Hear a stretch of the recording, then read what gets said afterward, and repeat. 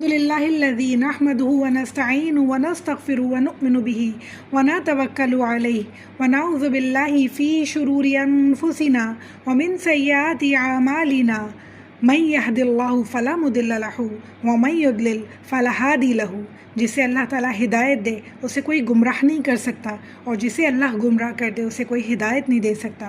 وَنَشْهَدُ أَن لَّا إِلَٰهَ إِلَّا اللَّهُ وَحْدَهُ لَا شَرِيكَ لَهُ وَأَشْهَدُ أَنَّ مُحَمَّدًا عَبْدُهُ وَرَسُولُهُ. أَمَّا بَعْدُ رَبِّ اشْرَحْ لِي صَدْرِي وَيَسِّرْ لِي أَمْرِي وَاحْلُلْ عُقْدَةً مِّن لِّسَانِي يَفْقَهُوا قَوْلِي وَاجْعَل لِّي وَزِيرًا مِّنْ أَهْلِي. اللهم فقهنا في الدين رب ارحمهما كما ربياني صغيرا. السلام علیکم ورحمۃ اللہ وبرکاتہ. الحمدللہ آج میں بہت ہی خوبصورت ایک مثال لے کے آئی ہوں. سورہ الحدید کی آیت نمبر 20 ہے. دنیا کی حقیقت اللہ تعالیٰ بتا رہے ہیں کہ دنیا کیا چیز ہے. اللہ تعالیٰ کیا فرما رہے ہیں، سنتے ہیں. بسم اللہ الرحمن الرحیم. اعلموا انما الحیات الدنیا لعب ولہو وزینۃ وتفاخر بینکم وتکاثر فی الاموال والاولاد کمثل غیث اعجب الکفار نباتہ ثم یہیج فتراہ مصفرا ثم یکون حطاما وفی الآخرۃ عذاب شدید ومغفرۃ من اللہ ورضوان وما الحیاۃ الدنیا الا متاع الغرور. اللہ اکبر. جان لو بے شک زندگی دنیا کی کھیل ہے اور تماشا ہے اور زینت ہے اور باہم فخر کرنے کی جگہ، اور ایک دوسرے پر کثرت حاصل کرنا مالوں میں اور اولاد میں مانند مثال بارش کی ہے.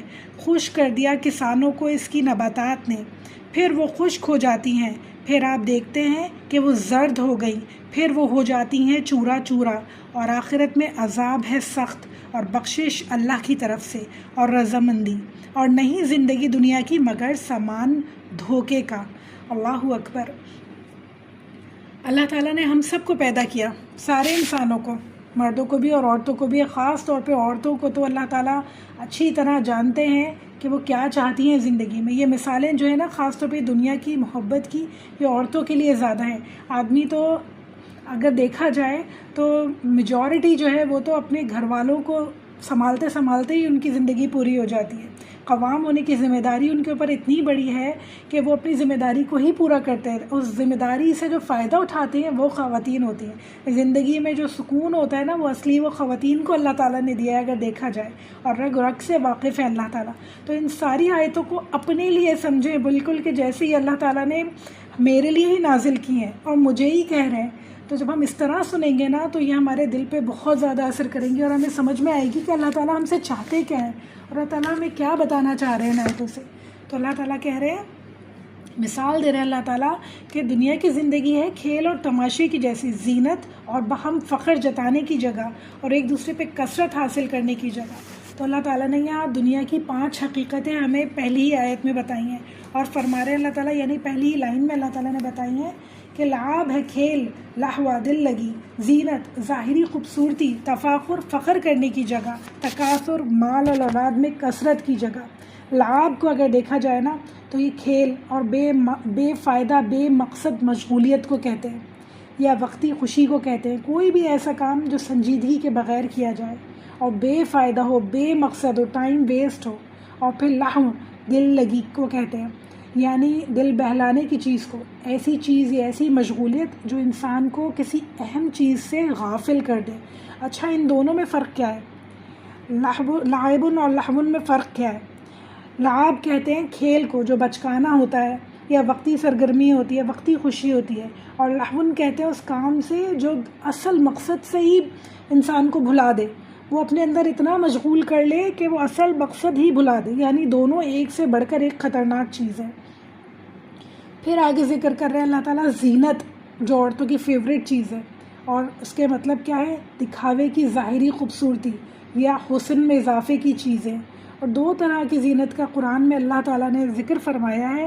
ایک تو سورہ الحدید جو ہم پڑھ رہے ہیں، یعنی دکھاوے کی خوبصورتی، حسن اضافے کی چیزیں، اور دوسری سورہ اعراف آیت نمبر 31 میں اللہ تعالیٰ فرما رہے ہیں، اے بنی آدم، ہر نماز کے وقت اپنی زینت اختیار کرو. نماز کے وقت صاف لباس کو پہننا، مناسب اور باوقار لباس پہننا، خوشبو لگانا، اچھی حالت اختیار کرنا.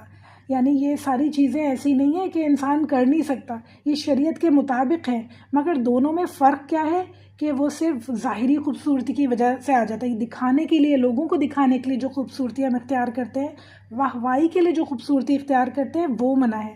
جو پرسنل اپنے لیے کریں، اللہ تعالیٰ کے لیے کریں، وہ ہرگز بھی منع نہیں ہے.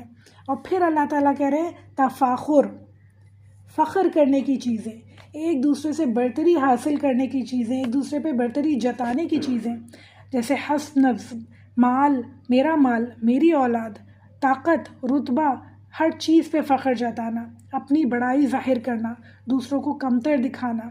آج کل ہم دیکھتے ہیں نا کہ ہم اپنے گھر کی ڈیکوریشنز پر، گاڑی پر، بچوں کی تعلیم پر، عہدوں پر، ہر چیز پر فخر جتا رہے ہوتے ہیں، دوسروں کو بتا رہے ہوتے ہیں، ہر بڑھ کے بتا رہے ہوتے ہیں اپنے بچوں کے بارے میں اور ان کی تعلیم کے بارے میں اور اپنے گھر کے بارے میں، کاروبار کے بارے میں، کہ خوب اچھا چل رہا ہے.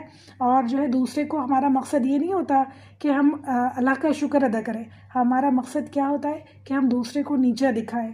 تو اللہ نہ کرے کہ ہمارا کبھی بھی ایسا مقصد ہو. اللہ تعالیٰ ہم سب کو توفیق دے کہ ہم اللہ کے شکر گزار بندوں میں شامل ہوں، فخر جتانے والوں میں کبھی شامل نہ ہوں.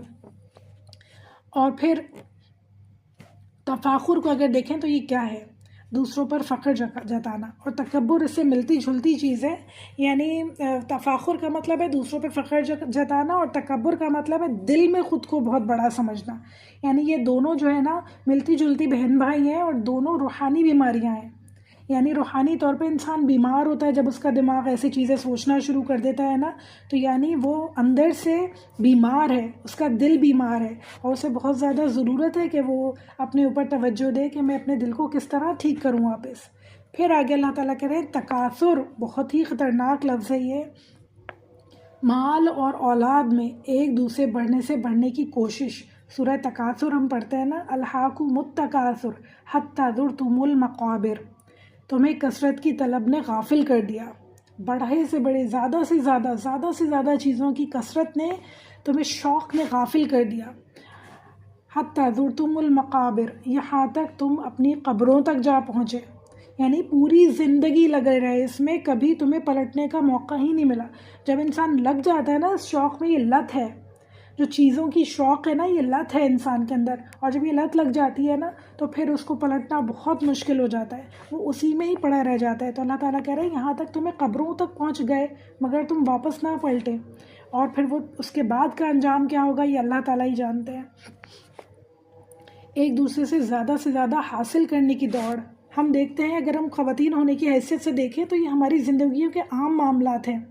اس نے نیا فرنیچر لیا ہے تو مجھے بھی نیا فرنیچر چاہیے، اس سے بھی بہتر چاہیے، اس سے بھی بڑا گھر ہونا چاہیے میرا، اس سے بھی مہنگی گاڑی ہونی چاہیے میری.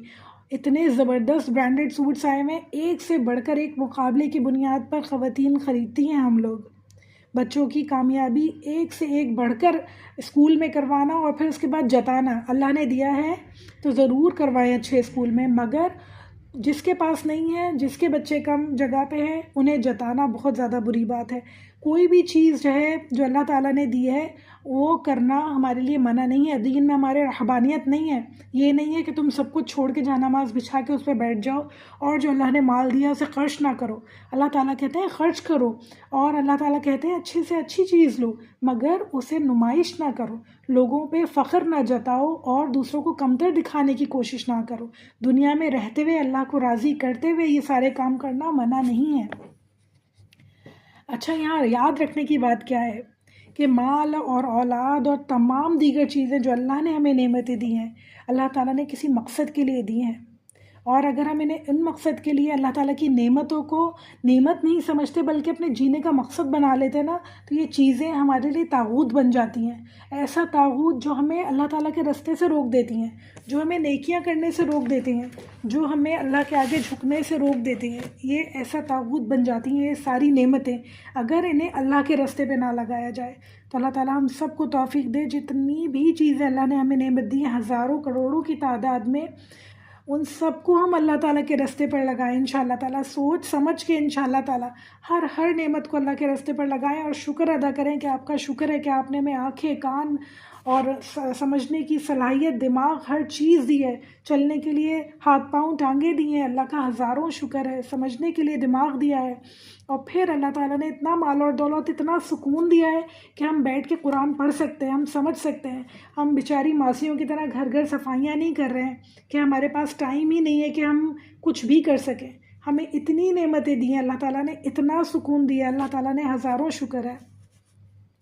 پھر اس کے بعد ان تمام نعمتوں کو حاصل کرنے کے بعد انسان اس میں مشغول ہو کر رہ جاتا ہے، اللہ تعالیٰ کو بھول جاتا ہے، جیسے اس کی زندگی کا مقصد یہی ہو۔ یاد رکھیں کہ یہ دنیا جو ہے یہ وسیلہ ہے آخرت کی کمائی کے لیے، یہ ہماری منزل نہیں ہے۔ اگر ہم اسے منزل سمجھ لیں گے کہ ہمیں یہیں رہنا ہے ہمیشہ، تو یہ ہماری غلط فہمی ہے، بہت جلدی یہ غلط فہمی ختم ہو جانی ہے۔ آگے مثال اللہ تعالیٰ اسی غلط فہمی کو ہماری ختم کرنے کے لیے دے رہے ہیں اور فرما رہے ہیں، مانند مثال بارش کی، خشک کر دیا کسانوں کو اس کی نباتات نے، پھر وہ خشک ہو جاتی ہیں، پھر آپ دیکھتے ہیں کہ وہ زرد ہو گئیں، پھر وہ ہو جاتی ہیں چورا چورا، اور آخرت میں عذاب ہے سخت، اور بخشش اللہ کی طرف سے اور رضامندی، اور نہیں زندگی دنیا کی مگر سامان دھوکے کا۔ اللہ اکبر۔ ہمارے پیارے نبی صلی اللہ علیہ وآلہ وسلم ایک دفعہ صحابہ کرام کے ساتھ جا رہے تھے، اور وہاں ایک چھوٹا سا بکری کا بچہ مرا ہوا پڑا ہوا تھا، اور اس کو دیکھ کے رسول اللہ صلی اللہ علیہ وآلہ وسلم کہنے لگے کہ تم میں سے کون اسے 1 درہم کا خریدے گا؟ تو صحابہ کرام کہنے لگے یا رسول اللہ صلی اللہ علیہ وآلہ وسلم، یہ مرا ہوا بچہ، اتنی اس کی بری حالت ہو رہی ہے، کب سے مرا ہوا ہے، اسے کون خریدے گا؟ اس کو تو کوئی فری میں بھی لے کے نہیں جائے گا۔ تو رسول اللہ صلی اللہ علیہ وآلہ وسلم کہنے لگے اللہ تعالیٰ کے نزدیک اس دنیا کی حیثیت اس بکری کے بچے سے بھی زیادہ بیکار ہے، یعنی یہ جو مرا ہوا بکری کا بچہ ہے نا، یہ بھی بہتر ہے اللہ تعالیٰ کے نزدیک جو دنیا کی حیثیت ہے۔ تو سوچیں کہ وہ دنیا کی حیثیت جو اللہ کے نزدیک کچھ بھی نہیں ہے، ہم اس میں کس طرح مشغول ہوئے ہوئے، اپنی صبح شام دن رات ہم نے ایسا لگایا ہوا ہے کہ جیسے ہمیں یہاں سے جانا ہی نہیں ہے۔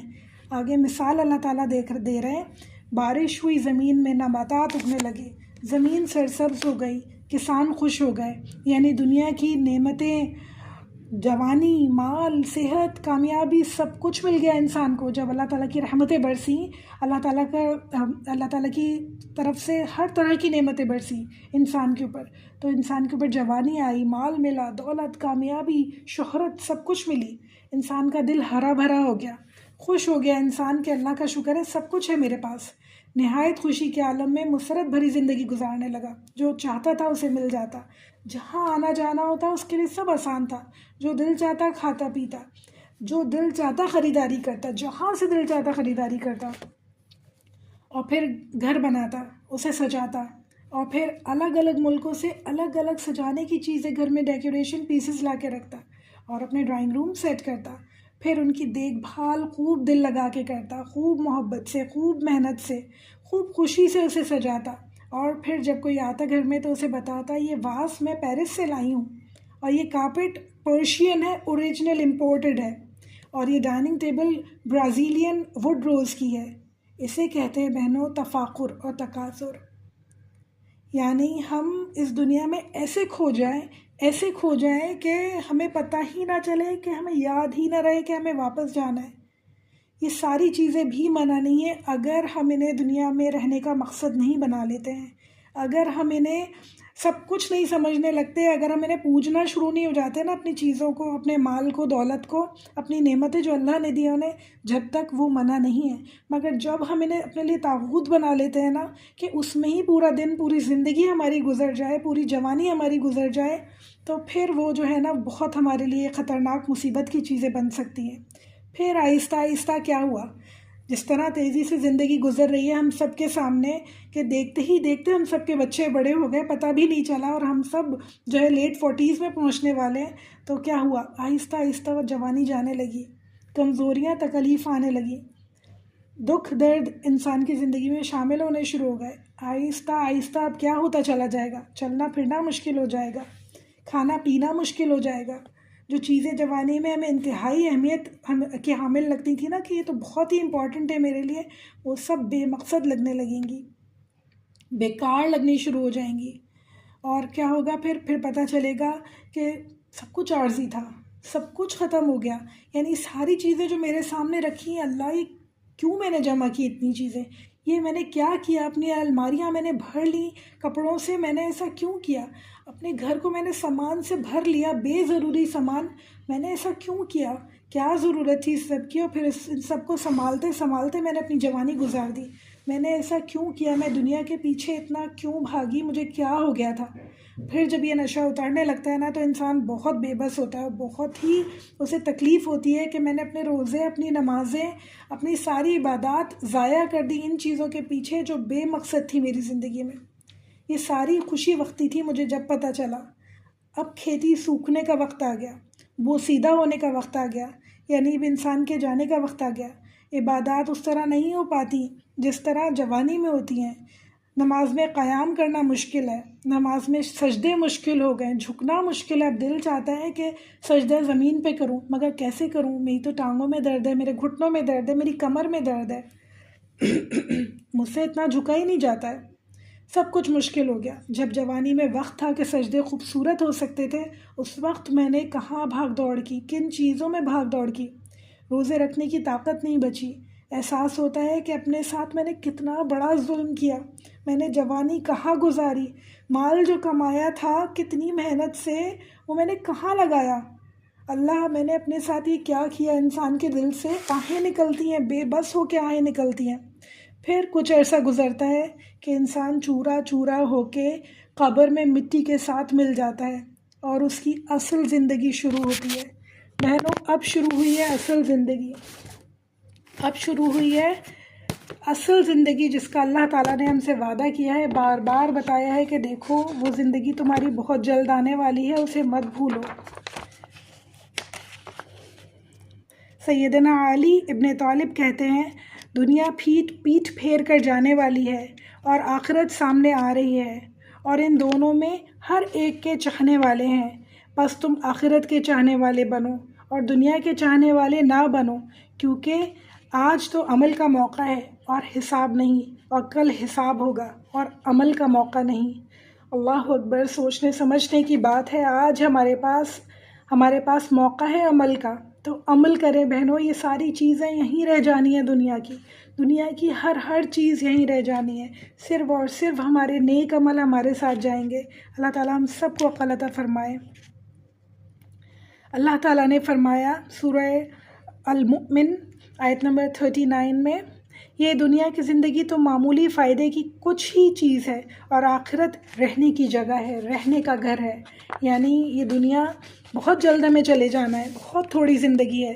پھر اس کے بعد آخرت کی زندگی ہمیشہ ہمیشہ کے لیے ہے. سورہ عنکبوت آیت نمبر 69 میں اللہ تعالیٰ فرما رہے، اور اللہ تعالیٰ نے فرمایا، اور دنیا کی یہ زندگی محض ایک دل لگی ہے اور کھیل ہے، اور بے شک آخرت کا گھر یقیناً وہی اصل زندگی ہے، اگر وہ جانتے ہوتے. اللہ ہم سب کو جاننے والوں میں شامل فرمائے، انشاءاللہ عقل والوں میں شامل فرمائے. اللہ تعالیٰ نے فرمایا سورہ نساء آیت نمبر 78 میں، جہاں کہیں بھی تم ہوگے موت تمہیں آ کر رہے گی، خواہ تم مضبوط قلعوں میں محفوظ ہو جاؤ. یعنی یہ بڑے بڑے گھر ہمارے جو ہم بناتے ہیں، یہ ہمارے محفوظ قلعے ہیں، یہ ہمیں بچا نہیں سکیں گے. جب اللہ تعالیٰ کے پاس جانا ہوگا نا، جب اللہ تعالیٰ فرشتے کو بھیجیں گے تو انسان کو جانا ہے، چاہے وہ رو پیٹ کے جائے، چاہے وہ خوشی سے جائے. اب ہمیں کیسے جانا ہے؟ ہمیں تیاری کر کے جانا ہے خوشی سے، یا اللہ نہ کرے کہ رو پیٹ کے جانا ہے؟ تو یہ فیصلہ آج ہمیں کرنا ہوگا انشاءاللہ، اور ہم انشاءاللہ اپنے لیے بہترین فیصلہ کریں گے. پھر قبر کی پہلی منزل کو دیکھتے ہیں. حضرت عثمان رضی اللہ تعالیٰ عنہ کے آزاد کردہ غلام سے روایت ہے کہ بے شک رسول اللہ صلی اللہ علیہ وسلم نے فرمایا، قبر آخرت کی منزلوں میں سے پہلی منزل ہے. اگر اس سے نجات مل گئی تو اس کے بعد سب اس سے زیادہ آسان ہے، اور اگر اس سے نجات نہ ملی تو اس کے بعد اس سے زیادہ مشکل ہے ہر چیز. راوی کہتے ہیں رسول اللہ صلی اللہ علیہ وسلم نے فرمایا، میں نے کبھی کوئی منظر قبر سے زیادہ ہولناک نہیں دیکھا. قبر میں جانے کے لیے ہم سب تیار ہیں؟ کیا ہم سب تیار ہیں؟ کیونکہ قبر میں جانا یہ نہیں ہے کہ ہم بوڑھے ہو جائیں گے تو جب ہی ہمیں موت آنی ہے. کبھی بھی کسی کو بھی قبر میں جانے کی فوراً سے ضرورت پڑ جاتی ہے. یعنی فوراً سے اللہ تعالیٰ کسی کو بھی بلا سکتے ہیں. اگلا لمحہ کسے نصیب ہوگا یہ اللہ تعالیٰ جانتے ہیں. بوڑھے بیڈ پہ لیٹے ہوئے لوگ زندہ ہوتے ہیں اور ان کے جوان بچے چلے جاتے ہیں. تو ہمیں اپنی قبر کی تیاری کرنی ہے انشاءاللہ، یہ سوچے بغیر کہ ہمارے پاس ٹائم ہے. بالکل بھی ٹائم نہیں ہے ہمارے پاس. اتنی زندگی گزر گئی، پتہ نہیں کیسے اور کہاں گزر گئی. آگے ہمیں ٹائم ویسٹ نہیں کرنا ہے انشاءاللہ. قبر کی بنیاد، قبر کی تیاری کے بارے میں ہم دیکھتے ہیں. عمر بن عاص رضی اللہ تعالیٰ عنہ کے پاس ہم پہنچے تو وہ موت کی کشمکش میں تھے. انہوں نے کہا بس جب میں مر جاؤں تو میرے جنازے کے ساتھ نہ کوئی نوحہ کرنے والی ہو اور نہ آگ ہو. پھر جب تم مجھے دفن کر دو تو مجھ پر اچھی طرح مٹی ڈال دینا. پھر اس کے بعد میری قبر کے ارد گرد اتنی دیر ٹھہر جانا کہ جتنی دیر اونٹ کو ذبح کر کے گوشت تقسیم کر دیا جاتا ہے، تاکہ میں تم سے مانوس ہو جاؤں اور میں غور کر لوں کہ میں اپنے رب کے فرشتوں کو کیا جواب دینے والا ہوں. یعنی آپ سوچیں، موت سے پہلے انہوں نے سوچا اپنی موت کے بارے میں، سوچا کہ مجھے کیا جواب دینے ہیں. لوگوں کو اس کے بارے میں نصیحت کی کہ دیکھو بچوں اتنی دیر ٹھہرنا، دیکھو میرے ساتھیوں اتنی دیر ٹھہرنا.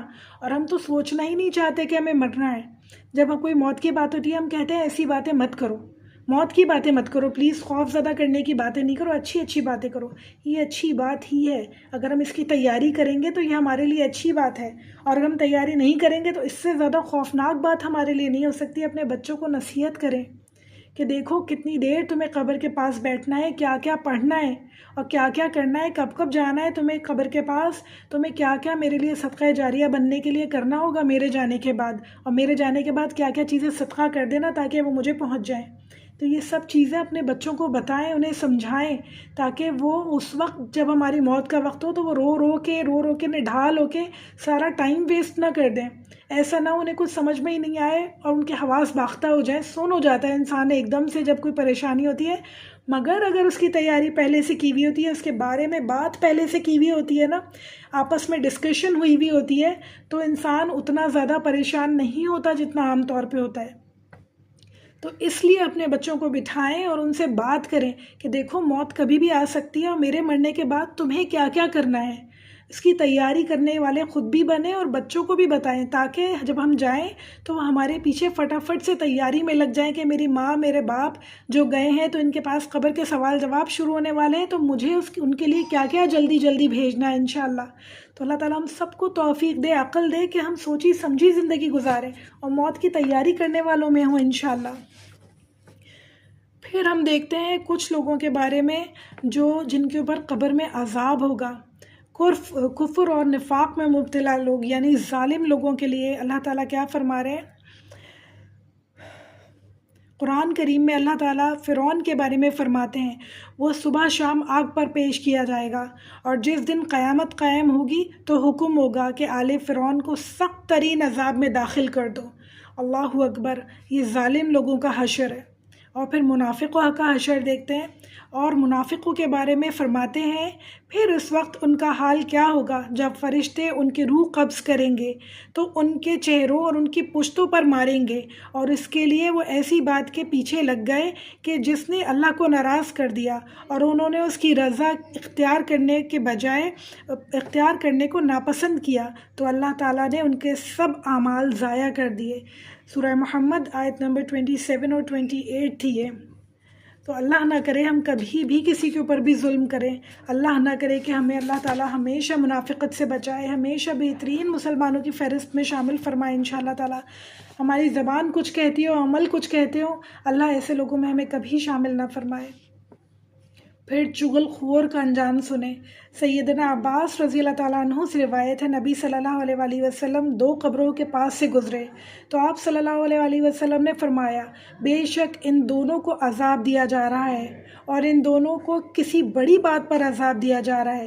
پھر آپ نے فرمایا کیوں نہیں، بات بڑی ہی ہے. ان دونوں میں سے ایک تو چغل خور ہے اور دوسرا چغل خوری میں ڈوب گیا ہے، اور دوسرا اپنے پیشاب سے بچنے کے لیے، اپنی پیشاب کی چھینٹوں سے بچنے کے لیے کوئی تدابیر اختیار نہیں کرتا. یعنی آپ سوچیں چغل خوری جو ہمارا عام مشغلہ ہے، عورتوں کا بالکل عام مشغلہ ہے، اس کے پاس بیٹھے اس کی برائی، اس کے پاس بیٹھے اس کی برائی، اس کے لیے اس سے کچھ کہہ دیا، اس کے لیے اس سے کچھ کہہ دیا، اور جس کے دل میں ہمارے لیے برائی ہو اس کا تو آپ سوچیں نہیں ہم کیا حشر کرتے ہیں. جہاں جائیں گے، جس کے پاس بھی جائیں گے، بیٹھ کے اس کی برائی کرنا لازم ہے ہمارے لیے۔ اللہ ہم سب کو عقل دے۔ یہ غیبت اور یہ چغل خوری بہت ہی بری چیز ہے، بہت ہی کبیرہ گناہ ہے، بہت ہی زیادہ عذاب ہے ان کا۔ اللہ تعالیٰ ہم سب کو آخرت کی تیاری کرنے والا بنائے کہ ہم سمجھیں کہ یہ باتیں کتنی خوفناک ہیں۔ کوئی کچھ پوچھنا چاہے گا، کوئی کچھ کہنا چاہے گا اس بارے میں، اپنا کوئی ایکسپیرینس، اپنی کوئی بات جو کوئی بتانا چاہے؟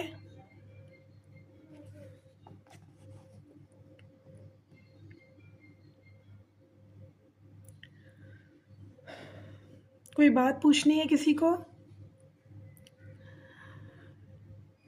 آج کا ٹاپک میں نے تھوڑا شارٹ رکھا ہے کیونکہ سب لوگ کہہ رہے تھے کلاس تھوڑی مناسب ہونی چاہیے، تو دعا کر لیتے ہیں۔ اللہم صلی علی محمد وعلی آل محمد کما صلیت علی ابراہیم وعلی آل ابراہیم انک حمید مجید۔ اللہم بارک علی محمد وعلی آل محمد کما بارکت علی ابراہیم وعلی آل ابراہیم انک حمید مجید۔ ربنا آتنا فی الدنیا حسنہ وفی الآخرۃ حسنہ وقنا عذاب النار۔ رب اجعلنی مقیم الصلاۃ ومن ذریتی ربنا وتقبل دعاء ربنا اغفر لی ولوالدی وللمؤمنین یوم یقوم الحساب۔ فاطر السماوات والارض انت ولی فی الدنیا والآخرۃ توفنی مسلما والحقنی بالصالحین۔ اے آسمانوں اور زمین کو پیدا کرنے والے، تو ہی دنیا اور آخرت میں میرا مددگار ہے، ہم سب کا مددگار ہے۔ ہم سب کو مسلمان حالت میں فوت دینا اللہ تعالیٰ، ہم سب کو اسلام کی حالت میں فوت دینا، اور ہم سب کو نیک لوگوں کے ساتھ شامل فرما دینا میرے اللہ۔ ہم سب کو اس دنیا میں بھی اور آخرت میں بھی بہترین نیک لوگوں کے ساتھ جنہیں آپ پسند فرمائیں۔